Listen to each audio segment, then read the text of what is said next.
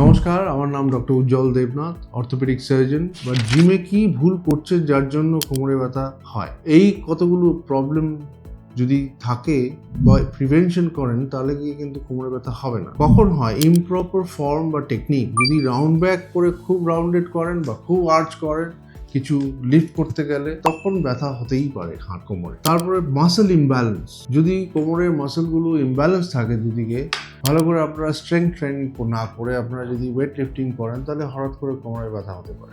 আর যখন কোনো structural problem, কোনো ডিস্ক, যদি লাম্বার ডিস্ক প্রবলেম থাকে, কারো বাল্জ থাকে, ডিস্ক প্রলাপস থাকে, তাদের কিন্তু ওয়েট লিফটিং করলেই ব্যথা বাড়বে। হঠাৎ করে কিছু করতে যাবেন না, আগে একটা ওয়ার্ম আপ করবেন, ওয়ার্ম আপ করে নিজেকে ফ্রি করে নেবেন সব জয়েন্টগুলো, তারপরে দেখবেন আপনি ডেড লিফট করলেও কিন্তু ব্যথা হবে না। কিন্তু অনেক সময় কোমরে যদি স্ট্রাকচারাল প্রবলেম থাকলে তাহলে আমি বলি যে ডেড লিফট করবেন না, কোনো ওজন হুট করে উঠাবেন না। আর যদি আপনার কোনো মাসেলের মধ্যে উইকনেস থাকে তাহলে ওইগুলো স্ট্রেংথেন করুন। Weak core muscle should be strengthen. Tight hamstrings গুলোকে রিল্যাক্স করান, স্ট্রেচিং করিয়ে ব্রেডকে ফ্লেক্সিবল করুন, তাহলে গিয়ে জিমের মধ্যে আপনার কখনো কোমরে ব্যথা হবে না। Thank you very much.